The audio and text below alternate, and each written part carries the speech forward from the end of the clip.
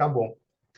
Bom, então, bom, pelo tempo eu não vou repetir tudo que eu falei, mas aqui está a história do Neve, o fato do Neve ser um CEPID, o fato de que o Neve está dividido em 4 áreas, sendo que uma delas é transferência de tecnologia, o fato de que os pontos iniciais da transferência de tecnologia perpassa parceria, transferência e inovação. Depois eu falei que a área de estudo para o Neve é São Paulo, e São Paulo é um lugar específico, bastante peculiar. Essa peculiaridade pode ser exemplificada, por exemplo, por todo o investimento em tecnologia que, historicamente, São Paulo faz. Aqui é um exemplo, mas a gente pode pensar em Photocrim, Copom Online, Ômega, que são todas ferramentas computacionais que hoje fazem registro e análise de dados no estado de São Paulo. Aqui a página da Secretaria de Segurança Pública, a qual qualquer pessoa hoje pode ter acesso a dados e gerar um mapa, um gráfico como esse. Vocês veem um gráfico, né? Sim. Tá bom. Então vamos lá, vamos lá. A partir de agora, o fato é que o número de ocorrências em São Paulo, em números aproximados, são cerca de 20 milhões de registros por ano. Desse total, apenas 3 milhões de ocorrências se transformam em boletins de ocorrência, e o número de inquéritos policiais é ainda menor. Alguns estudos do NEB apontam que apenas 8% dos boletins de ocorrências efetivamente se transformam em inquérito, e uma parcela ainda menor efetivamente vai ter todo o processo julgado e ter algum tipo de fechamento. Então, a gente percebe como existe essa fragilidade de registro em todo o processo legal. Bom, se a gente trabalha no estado de São Paulo e ele é peculiar, quando a gente tem como área de estudo a cidade de São Paulo, a gente ainda tem que perceber algumas especificidades. Bom, aqui é novamente o site da Secretaria de Segurança Pública, e qualquer pessoa acessando a plataforma e trabalhando os dados disponíveis pode fazer um mapa como esse. Esse aqui é os homicídios dolosos registrados entre 2006 e 2017 por distrito policial. Bom, a gente pode, a partir de dados como esse, tentar imaginar qual é a análise que nós faríamos, qual é a análise que uma inteligência artificial faria a partir desses dados, mas a gente pode ter, pela Lei de Acesso à Informação e pelo Portal da Transparência, dados ainda mais específicos, e sair de um mapa como esse para um mapa como esse, que mostra a densidade de ocorrências de homicídio em São Paulo no período referido. O fato é que muitas pessoas da área de ciência de dados hoje estão pensando em inteligência artificial, métodos preditivos baseados nesta informação, o que é bastante complicado devido à falta de qualidade desta informação. Então, é preciso tomar muito cuidado, porque quando você, por exemplo, pensar num trabalho que vai apresentar princípios e recomendações para a área de segurança pública, uma das principais questões é pensar no contexto de segurança pública e no contexto dos dados que são gerados e são utilizados por ferramentas computacionais. Eu acho que esse é o ponto de principal interesse para o nosso grupo. Dentro das parcerias, é importante citar que o NEB tem um conjunto delas, e aqui eu vou destacar apenas algumas para vocês também entenderem melhor esse contexto para que eu possa chegar no final da minha fala.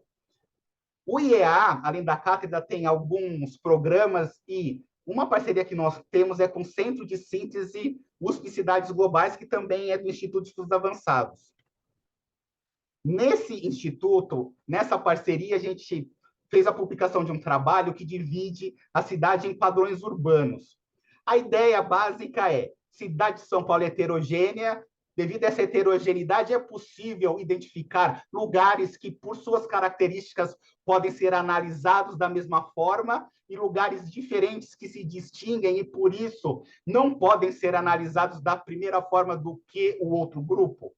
Bom, feito esse trabalho com dados demográficos, criminais, de infraestrutura, momento da história de urbanização e assim por diante, São Paulo foi dividido em 8 padrões, o que ficou claro que as demandas sociais, de maneira geral, e as demandas tecnológicas e a tecnologia que poderia ser gerado para cada área também não poderia ser pensada de maneira genérica, uma vez que cada localidade tinha demandas específicas baseado na análise de dados e baseado naquilo que a sociedade daquele lugar imaginava ser o prioritário. Então, tudo isso tem que estar conectado dentro da lógica das pesquisas que o NEV tem desenvolvido, pensando também no aspecto tecnológico. Outra parceria que nós fizemos foi com o CMEAI, Centro de Estudo Matemático Aplicado à Indústria, que é da USP de São Carlos, da área de ciência de dados. Com o CMEAI, a gente fez vários trabalhos, já fez várias publicações, sempre na ideia de que o NEV pega a sua expertise no entendimento de segurança pública, dinâmica criminal, e o CMEAI, com a sua expertise de ciência de dados, ferramentas computacionais, se juntaram para criar ferramentas que sejam úteis ou metodologias, propor metodologias que podem ser úteis para fazer análise de dados criminais, para ter ferramentas de visualização da dinâmica criminal. Um exemplo foi esse artigo, o Criminalizer, outro exemplo foi o CRIPAV. Eles têm características diferentes, mas sempre com a base que eu acabei de me referir. E o Mirante merece um principal destaque porque ganhou um prêmio internacional.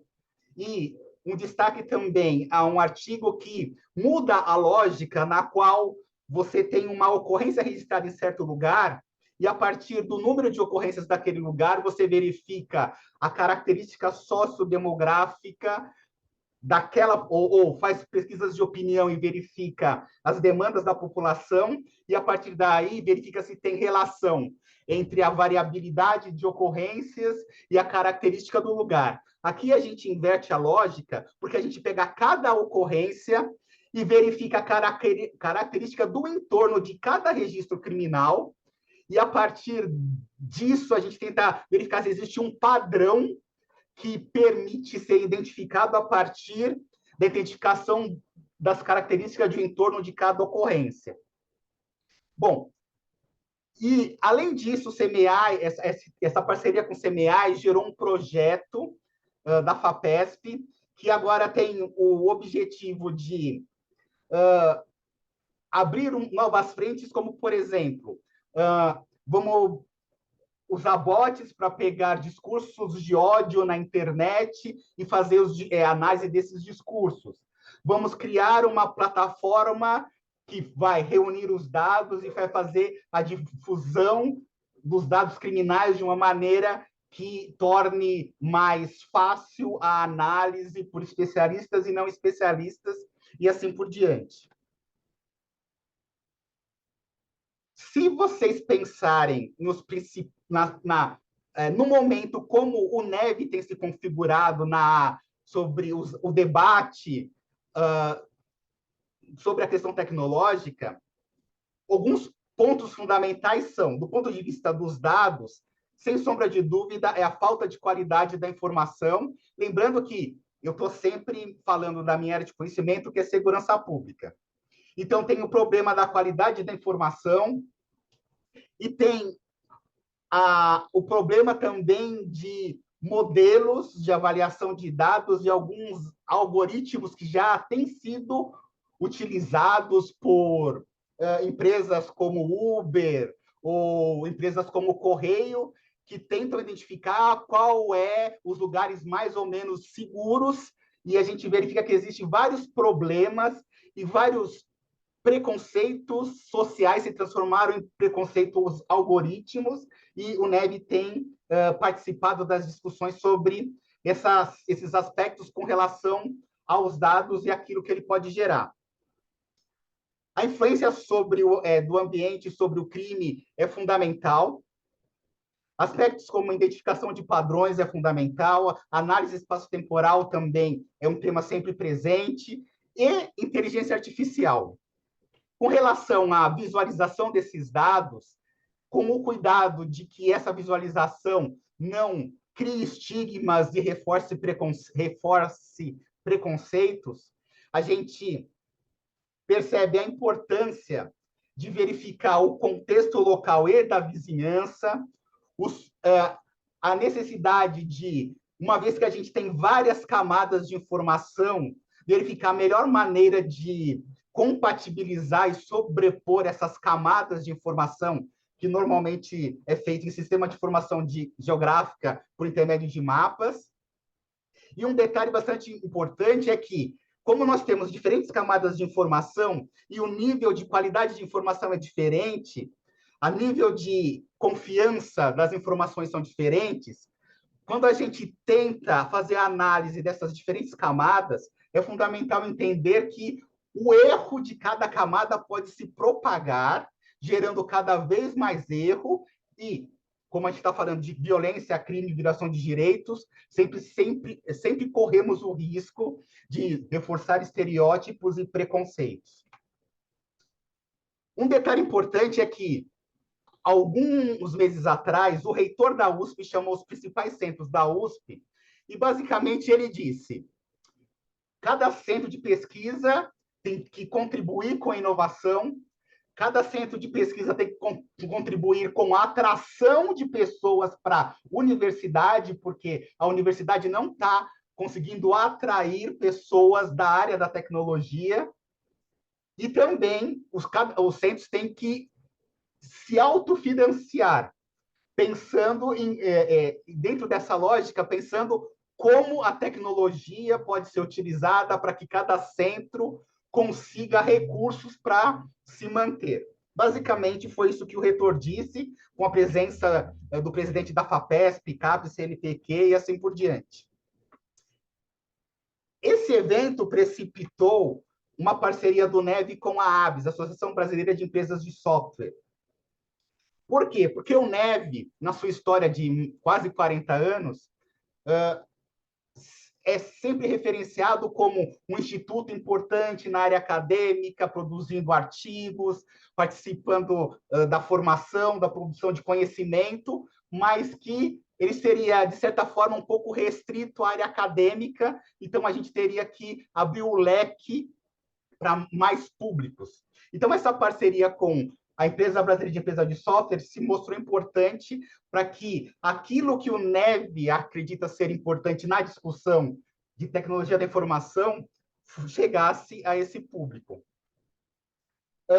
Exemplificando, eu, pessoalmente, já escrevi alguns artigos em parceria ou não para as principais revistas lidas pelas pessoas que são sócias da ABS. Um artigo, por exemplo, falando de como havia projetos de uso de câmeras em salas de aula sem nenhum tipo de preocupação com o impacto pedagógico ou de direito à privacidade dos alunos ou dos professores, e que isso estava acontecendo. E, por exemplo, o último artigo que eu escrevi diz respeito a uma discussão sobre vigilância e como essa vigilância... Existe um debate de vigilância que abrange desde a ampliação da vigilância até o total banimento do uso da tecnologia para vigilância. Eu estou tentando ser o mais rápido possível, mas eu estou chegando no final, e é importante agora, pensando naquilo que nós estamos tentando propor, que é a construção de um documento de princípios e recomendações, dizer que o NEV tem participado direto ou indiretamente, ou pelo menos acompanhado alguns documentos que já estão aí para serem lidos. É importante destacar eu posso entrar em detalhes depois com vocês sobre alguns aspectos importantes pontuais, mas, de maneira geral, é importante observar que tem uma tensão muito grande entre aqueles que acham que os princípios e recomendações devem cada vez mais restringir o uso de ferramentas como inteligência artificial e aqueles que defendem que não pode ser restringido e que isso seria um obstáculo para a inovação, evolução e, e investimento econômico. Então, a gente está, no momento, nessa grande tensão onde, normalmente, a área acadêmica tende a buscar discussões para uma reflexão, para que haja uma regulação e uma proteção maior, enquanto as áreas mais aplicadas ou as empresas em si de atividade econômica estão forçando, e eu falo que essa tensão não é apenas ideológica ou argumentativa, tem na ABS eu tenho contato com muito sobre o que está sendo discutido no Congresso, nesse momento. E tem essa tensão muito forte no Congresso sobre entre aqueles que querem regular tudo e aqueles que acham que a regulação não deve acontecer. Dentro desses esses dois trabalhos que eu apresento para vocês aqui, são exemplos de coisas que o Neve tem acompanhado, não participou diretamente, mas tem acompanhado e está tentando interferir de alguma forma. Ou seja, quando o Neve é consultado, seja pela Academia Brasileira de Ciências, ou seja, pela ABS, se a gente não consegue, muitas vezes, dar destaque a certas pautas, a gente consegue, pelo menos, incluir algumas pautas dentro desses documentos. Então, se vocês, por exemplo, observarem o documento feito pela ABS, toda a parte que diz sobre a disparidade do impacto da tecnologia frente a diferentes atores, a falta de qualidade da informação, a importância da qualificação de dados, o potencial da tecnologia da informação ser utilizada para atividades criminosas ilícitas e violação de direitos, isso só está presente porque o Neve, de certa maneira, argumentou que isso seria importante. Então, o Neve está no momento de, por exemplo, eu na cátedra tenho o intuito de tentar contribuir de alguma forma para incluir nos princípios e nas recomendações, ou pelo menos indicar que dentro da visão do Neve deveria ser incluído na área de segurança alguns aspectos. E a mesma coisa acontece na Academia Brasileira de Ciências ou na ABS, ou seja, levar a expertise do Neve para tentar chamar atenção para alguns pontos e verificar se para aquele grupo a qual a gente está dialogando, aquele ponto tem repercussão. No Dev, no momento, tem pessoas que estão especificamente trabalhando com o estudo de câmeras operacionais portáteis, ou seja, as câmeras utilizadas por policiais, o impacto social, o impacto sobre a letalidade da polícia, por exemplo. Tem um grupo de estudos que diz respeito a riscos das tecnologias de vigilância e controle, que vai desde os clássicos até aquilo que é produzido de mais moderno. Tem pesquisadores que tratam especificamente de inteligência artificial do ponto de vista, por exemplo, como isso pode ser entendido sociologicamente e qual é o impacto social da inteligência artificial. Tem uma pessoa que está estudando o aspecto sobre drones, principalmente drones armados, principalmente em áreas de conflito.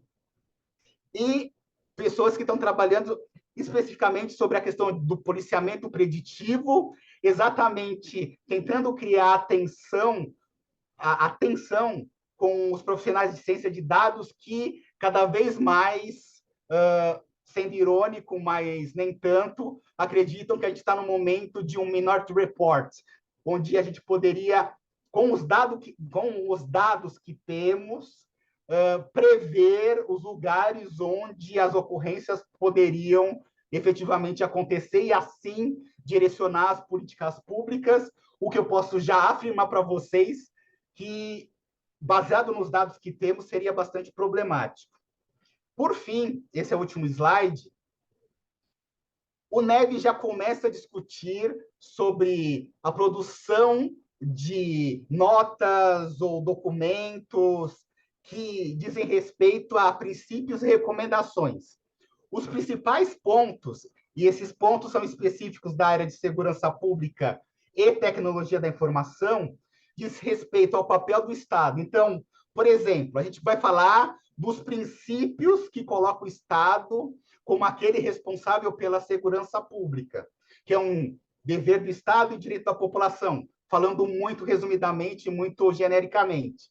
Mas isso sendo um princípio, qual é a recomendação que o NEV faz para que o Estado efetivamente cumpra essa função pensando em tecnologia da informação? Tem aspectos como inclusão digital, acesso à informação, privacidade e proteção de dados, principalmente no momento em que vigilância por câmeras e afins estão muito em moda, não só na sociedade, mas dentro da própria Secretaria de Segurança Pública, qualidade da informação, gestão de política e serviços públicos, os agentes de segurança, e daí eu acho que isso merece uma nota, porque a gente está propondo algo novo, que é os agentes de segurança são um termômetro do nível de democracia e o nível de violação de direitos no país. É um dos termômetros. A gente sabe que a gente tem uma polícia bastante violenta em São Paulo e no Brasil como um todo, e a ideia é o quão menos violenta essa polícia for na sua interação com a população, no seu cotidiano, mais vai se expressar como a democracia e a violação de direitos está cada vez mais fortalecida e permeando vários aspectos da sociedade. E a gente tem uma discussão de como a tecnologia da informação e a inteligência artificial poderia contribuir com esse aspecto. Tecnologia e atividade criminosa, a gente sabe que dentro de presídios, presos têm acesso a telefones celulares, e isso é só a ponta do iceberg. A gente tem central telefônica clandestina e cada vez mais a tecnologia potencialmente é e pode ser cada vez mais utilizado para cometimento de crimes. Claro que tecnologia de vigilância está sempre em pauta, inteligência artificial é um tema que perpassa muitos outros temas, mas é um tema em si. Tem, sem dúvida, na área de segurança, a preocupação sobre a questão do preconceito digital e algoritmo. E, por fim, o ponto de destaque no momento no NEV é qual é a visão estratégica, pensando a curto, médio e longo prazo, pensando em passado, presente e futuro, qual é a visão estratégica para melhor utilizar a tecnologia da informação e a inteligência artificial na segurança e na redução de violação de direitos em São Paulo.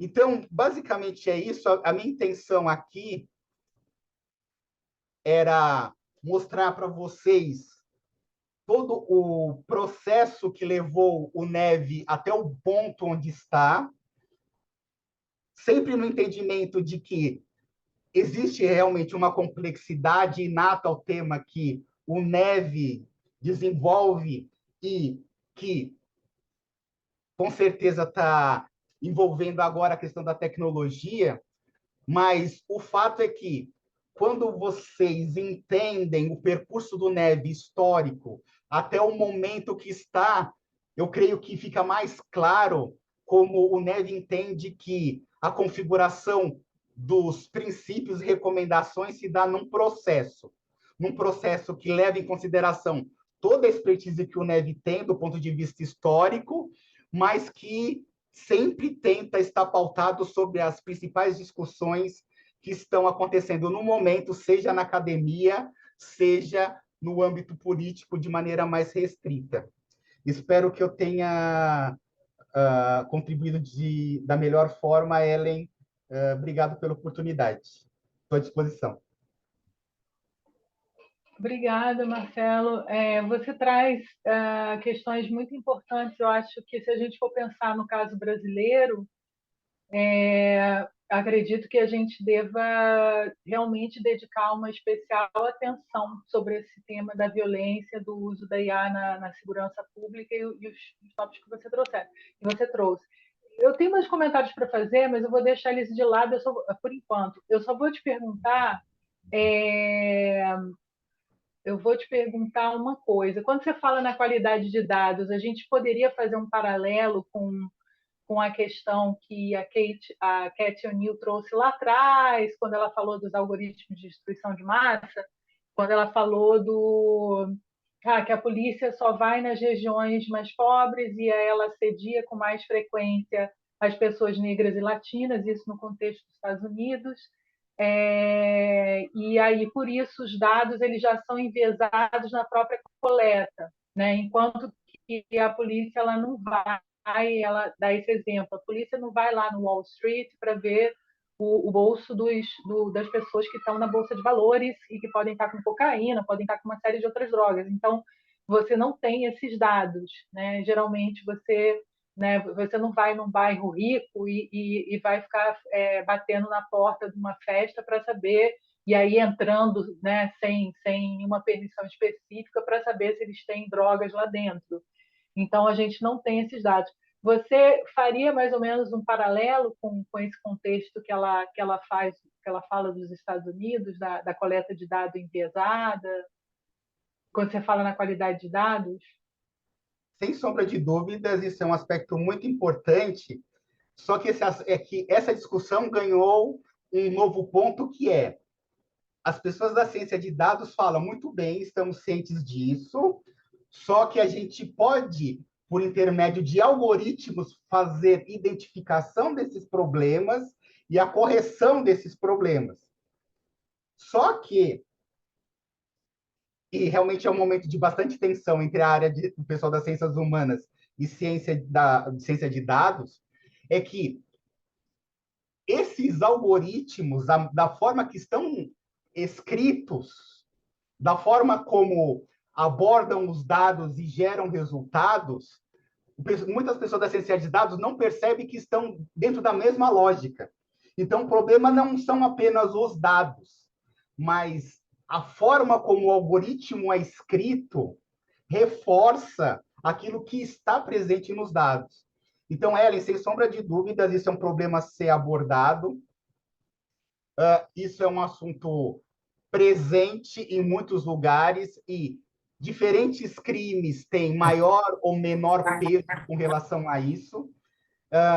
Então, uma coisa é analisar homicídio doloso, outra coisa é roubo de veículos ou roubo a transeuntes, cada um tem a sua especificidade, mas não muda o fato de que, em diferentes graus, isso que você relatou, que era percebido nos Estados Unidos há muito tempo, hoje se reproduz, e a gente tem o problema, entre aspas, que as pessoas das ciências de dados não entendem isso como um problema, porque eles acham que a própria ferramenta computacional pode resolver isso, e as pessoas das ciências humanas não compartilham do mesmo entendimento.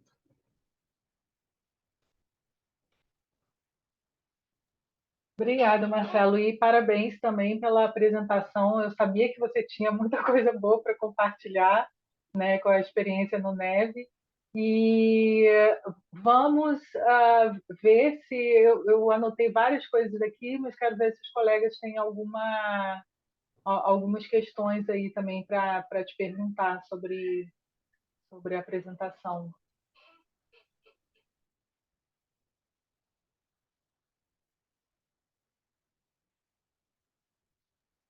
Bom, Oi? quem tiver.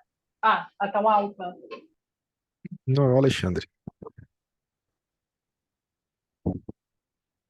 Estou me ouvindo? Sim, Alexandre. Oi, Marcelo, só uma pergunta sobre a questão do policiamento preditivo.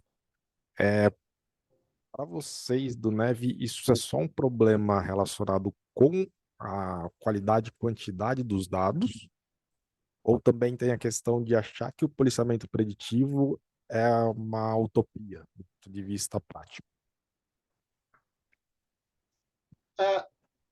Bom, é que eu não colocaria nesses termos, mas há muito tempo a gente tenta estudar ah, os condicionantes da dinâmica da violência. Então, há muito tempo a gente tenta entender qual é o contexto que torna um crime mais recorrente num certo momento, em certo lugar. Então, dentro dessa lógica, identificar os lugares onde, pelas características socioeconômicas da população, pelas características urbanas, demográficas, um lugar aumenta o risco de certo tipo de crime, é um ponto, e isso deve direcionar a política pública. Isso é uma coisa. Só que algumas pessoas extrapolam essa ideia e falam, bom, se a gente consegue identificar as condicionantes, se a gente consegue identificar maior nível de risco há tanto tempo agora com essa ferramenta computacional, a gente pode chegar ao nível de projetar no ano que vem qual é o lugar que provavelmente haverá maior chance de risco de um homicídio ou de um roubo. Entenda que se a gente parar na percepção de que o conhecimento e o uso de ferramentas é fundamental, é útil e deve direcionar a política pública, sem sombra de dúvidas, que uma ferramenta computacional pode levar essa ideia a um ponto de que a gente, no futuro, vai, com certa certeza, poder identificar onde um crime vai acontecer, isso é muito pouco provável, porque existem muitos aspectos que não são, por exemplo, mensuráveis. E se não é mensurável, como você vai colocar isso numa ferramenta computacional ou como você vai ensinar isso para uma ferramenta? Além disso, a qualidade da informação tem impacto, o algoritmo da maneira que é feito hoje tem impacto, e as mudanças político-econômicas que a gente percebe ter uma dinâmica que, se utopicamente fosse possível fazer isso, a gente teria que ter uma ferramenta de inteligência artificial que fosse capaz de se moldar às mudanças a todo tempo. Então, não é só uma questão de criar uma inteligência artificial que preveja crimes, mas é uma inteligência artificial que aprenda cada aspecto que pode gerar um crime em certo momento, entender que esses aspectos mudam muito rapidamente e que a inteligência artificial, tem que ensinar a dois, a todo tempo, como reformular esse algoritmo. Então, é utópico no sentido de que muitas vezes se deseja algo da ferramenta que a gente percebe que não seria capaz, mas não é utópico no sentido de que esqueçam ferramentas preditivas porque elas não são úteis. Elas são úteis, mas elas têm limitações e parece que muitas pessoas da ciência de dados não compreendem ou não querem assumir a limitação das ferramentas que eles criam. Esse é mais ou menos a perspectiva que eu tenho e que eu percebo que o Neb tem. Perfeito. Obrigado. Ô, Marcelo, posso fazer uma pergunta, pessoal? Marcelo, primeiro quero te parabenizar pela apresentação, né? E a gente percebe que em algumas áreas os impactos são realmente muito tangíveis, tá? Eu sou hoje eu trabalho mais com questões relacionadas ao mundo do trabalho, né? A gente já percebe também muito claramente o impacto, né? Tanto dos vieses como o impacto mesmo no dia a dia, né? mas no âmbito de questões relacionadas à violência e segurança pública, as perspectivas que você aponta são bastante preocupantes, tá? É a primeira experiência que eu tive, até para socializar isso com os colegas aqui, com relação a políticas públicas, foi numa Conferência Nacional de Segurança Pública, que era para ser a primeira Conferência Nacional de Segurança Pública e foi a única que ocorreu no ano de 2008, 2009, né? E eu coordenei esse processo nos estados do Paraná e do Espírito Santo, né? Já faz muitos anos. E na época não se falava absolutamente nada sobre isso, né? Quer dizer, não havia qualquer tipo de perspectiva, né, de prospecção com relação à utilização, seja de câmeras por parte de policiais, né, ou de monitoramento, como há hoje, monitoramento de câmeras, né, e etc. Né? Ah, olha só aí o relatório da conferência, né? Pois é, eu trabalhei nesse projeto aí com o PNUD, né? Em cooperação técnica com o Ministério da Justiça, viu, Marcelo? E, bueno, o que eu estava querendo comentar aqui é um aspecto talvez crítico, e eu queria ouvir também, porque você está nessa área, com base num exemplo. Depois que eu trabalhei nessa conferência, eu fui trabalhar numa prefeitura, tá? Eu trabalhei na prefeitura de Canoas, na área também de segurança pública, Secretaria de Segurança Pública. Depois trabalhei em governo do estado, né, com agentes penitenciários, e depois fui para a Secretaria de Direitos Humanos da Presidência da República. Isso aí no interstício entre 2008 e 2011, 2012. Então, fiquei vinculado a esses temas durante esse período, né? Eu me lembro que, quando eu trabalhava na prefeitura, houve todo um estardalhaço em função de um projeto, de uma ferramenta chamada ShotSpotter, tá? Que era um sensor acústico de disparos de arma de fogo. Então, eles escolhiam determinados territórios com base em determinadas evidências, estatísticas, né? No caso, na época, onde estavam os territórios de paz, né? Que era uma política de inserção do governo federal, um conjunto de políticas públicas, preventivas, etc. E aí foi uma empresa norte-americana, uma empresa dos Estados Unidos, né? O pessoal ficou lá mais ou menos um mês, né? E colocou, né, aqueles sensores, né, de disparos de arma de fogo, sensores acústicos, né? E isso era vinculado a um centro de operações que ficava dentro da Secretaria de Segurança Pública da Prefeitura. E houve a calibragem disso. Então, eu participei disso na hora que eles estavam lá fazendo os disparos em sacos de areia para poder calibrar e tal. Tá? E aí houve um lançamento disso. Isso aí saiu no Jornal Nacional, saiu no Jornal Hoje, né, da Globo e outros veículos e tal. E aí eles fizeram o lançamento disso. E à tarde já tinham conseguido prender, né, uma pessoa no bairro, tá, que estava com porte ilegal de armas. Na verdade, já sabia, né, que aquela pessoa lá estava envolvida com alguma coisa. Foram na casa do cara lá, pegaram uma arma, disseram: ó, o sistema já está funcionando, houve um disparo e tal. O que eu estou querendo dizer com isso? As prefeituras, os governos de estado, os governos em geral, gastam uma fortuna com base nesses projetos para contratar empresas que vendem, né, justamente essa ideia, né, de que por meio da tecnologia vão conseguir reduzir a criminalidade, vão conseguir reduzir o tráfico de drogas, etc. Eu acho que, em certa medida, isso também é um grande negócio. Tá? Vou te falar já assim, bem claramente. E eu queria saber se você concorda com essa afirmação, se você acha que também existe também uma certa, como posso dizer, um certo fascínio, né, tecnocrático, né, essa ideia do Minority Report, né, de tentar antever que vai acontecer um crime. Até que ponto isso também não é, né, de certa medida, um ramo, né, um filão, tá, de negócio para vender sistemas para prefeituras, para governos de estado, etc. Essa é que é a pergunta que eu faço com base no que vocês estão pesquisando. Obrigado, viu, Marcelo?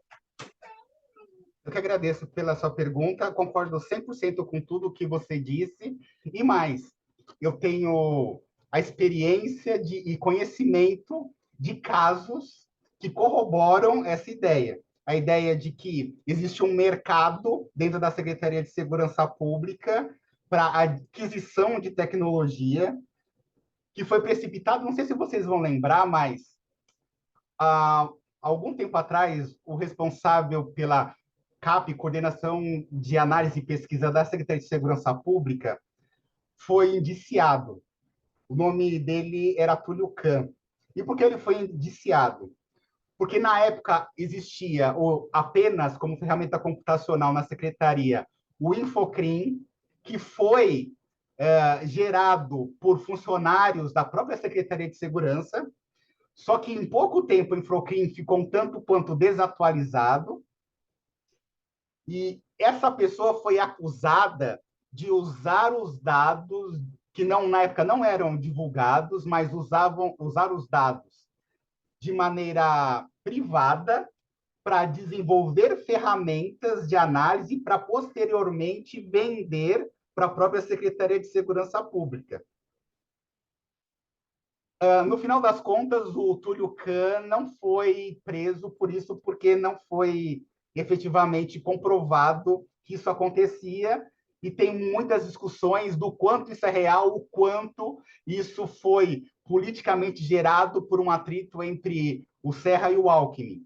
Seja como for, a partir deste momento, ficava cada vez mais evidente que a tecnologia era algo que a Secretaria de Segurança Pública poderia utilizar e ficou meio que acordado que não seria algo que seria desenvolvido pela própria secretaria, mas que seria terceirizado o desenvolvimento ou comprado a ferramenta pronta. Quando vocês ouvirem reportagens falando São Paulo investe em bairro seguro, câmeras de vigilância, algoritmos de inteligência artificial para reconhecimento de pessoas procuradas, saibam que isso é uma ferramenta importada e que ela não funciona, ela só funciona na identificação de placa de veículos roubados, isso ela é perfeita, mas ela foi vendida para a secretaria como capaz de identificar pessoas procuradas utilizando o banco de dados do Fotocrim, e ela não consegue, porque o aspecto latino é bem diferente do que aquilo que eles utilizaram inicialmente para gerar essa ferramenta de identificação facial.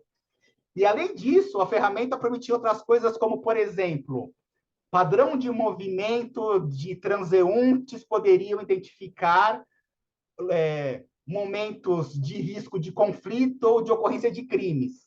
Daí eles descobriram que a população latina brasileira não se move adequadamente e, por isso, o algoritmo não consegue perceber se aquele movimento é realmente um gerador de risco ou não. Então, saibam que é nisso que a gente está tentando se meter. Mas, sem sombra de dúvidas, tem um problema muito grave. E um detalhe muito importante é o seguinte: quando você vai verificar as pessoas que recebem cursos para usar ferramentas computacionais na secretaria, não são as pessoas da ponta que efetivamente utilizam a ferramenta. São as pessoas que recebem esses cursos, as pessoas de mais alta escala dentro da secretaria, que efetivamente não são aquelas pessoas que vão ir no computador utilizar a ferramenta.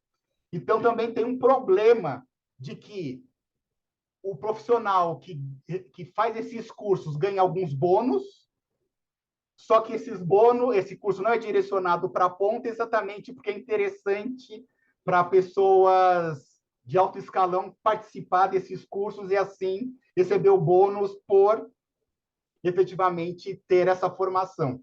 Então, vejam como é complicado e como a gente precisa, Ellen, de princípios e recomendações para tentar dar luz a isso.